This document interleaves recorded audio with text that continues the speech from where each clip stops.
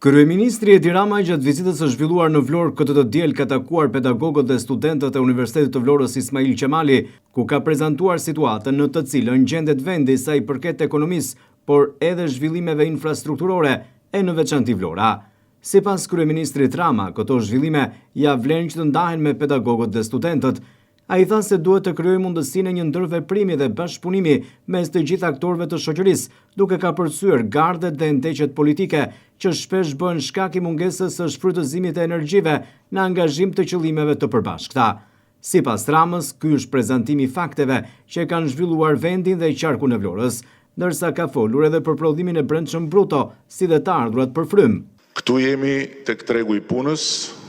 Kjo është papunësia e cila është në nivelin më të ulët historik sot, krahasuar me 17.5 dhe këtu duhet bëj vetëm një shpjegim të shkurtër. Pedagogët dhe pedagogët e ekonomisë e dinë shumë mirë, po një shpjegim të shkurtër lidhur me një koment imediat që bëhet se me demek papunësia ka rënë, se ka rënë popullsia, e cila me qëra fjala nuk ka rënë me 1 milion, siç predikon propaganda negative ndaj Shqipërisë. Kreu i qeverisë u ndalë edhe tek tregu i punës, ndërsa tha se papunësia në vendin ton është në nivelin më të ulët historik. Shqipëria është 2.4, ndërkohë që në vitin 2012, kur është bërë censusi, i fundit ka qenë 2.8. Kjo lidhet me forcat e punës. Pra është përqindje e papunësisë bazuar në forcat e punës. Dhe nëse shohim raportet e forcat e punës me përqindjen, jemi sot në këtë nivel papunësie. Synimi ynë është që në Shqipërinë 2030 nivelin e papunësisë ta kemi në mesataren e Bashkimit Evropian, që është tek 6%. Vazhdojmë.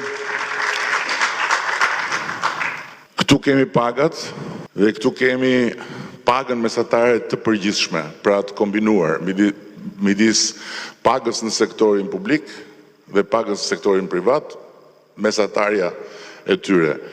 322 euro ka qenë mesatarja kur ne morëm detyrën, sot është 848 euro.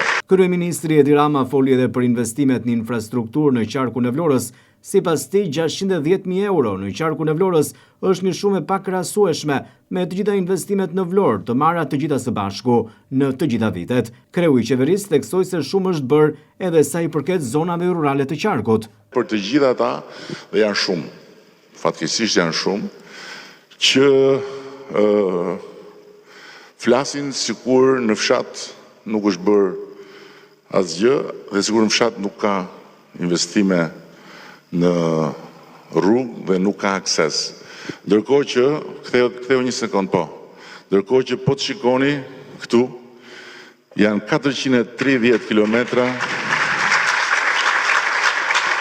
të investuara dhe 95% i përgjigjen indeksit të aksesit në zonat rurale.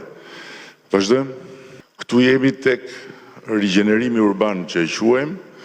Kemi bërë 140 projekte të rigjenerimit urban me 172 milion euro vlerë. Vazhdojmë.